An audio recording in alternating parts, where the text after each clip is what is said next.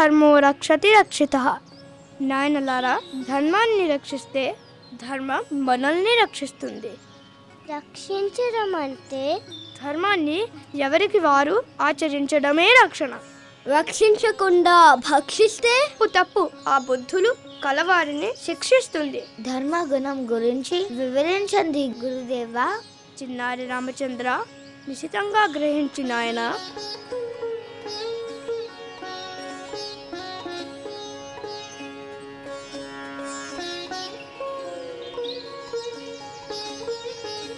సత్యం, శౌచం, తపస్సు, నియమపాలన, ఈ 4 ధర్మానికి 4 పాదాలు.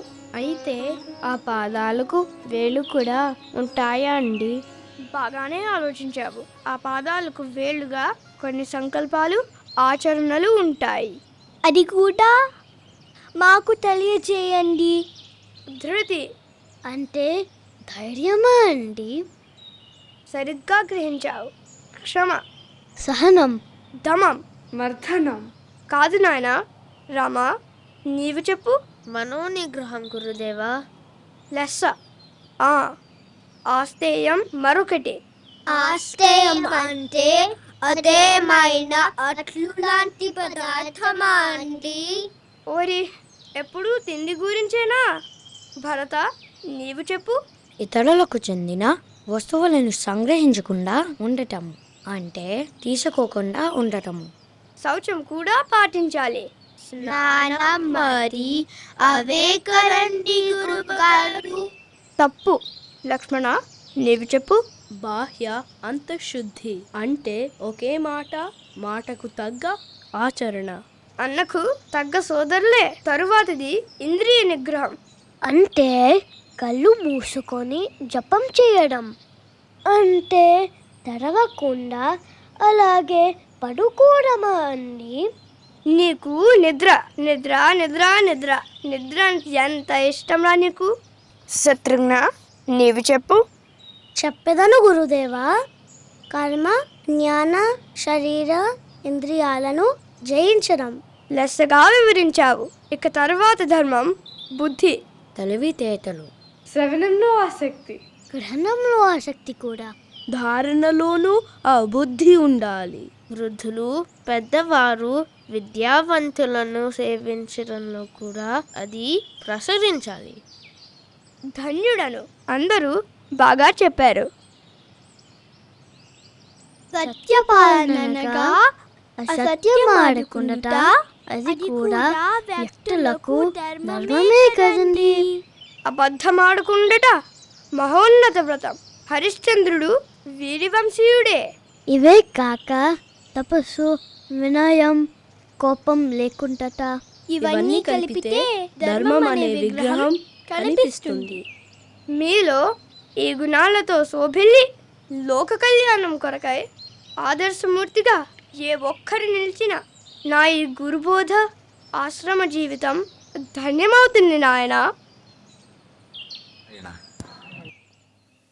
ధర్మం గురించి ఇంతకన్నా సంక్షిప్తంగా చెప్పేందుకు ఏముంటుంది? నా స్వామి చిన్ననాడే ధర్మాన్ని నరాల జీర్ణించుకున్న గొప్ప దేవుడు. ఫలముల పేర వాణి తను పక్షుల పేర మృగాళి పేర నిష్కలుషములయ్యొసంగు క్రిమి సంతతి పేర మహేశ్వరాంకిత స్థలముల పేర స్త్రీ పురుష సంగము పేరను నిండియుండే భూతలమున రామనామము ముదంబును నభ్రము సంగతించుచున్. సర్వ సృష్టి రామనామ మిళితం మునీంద్ర. నరాల ధర్మాన్ని జీర్ణించుకున్న గొప్ప దేవుడు. ఆహా! చెట్టు, పుట్ట, పక్షి, జంతువు, క్షేత్రం ఇవే కాకుండా నవ్య దంపతుల వివాహ వేళ ఎక్కడ చూసినా ప్రకాశించే పేరు.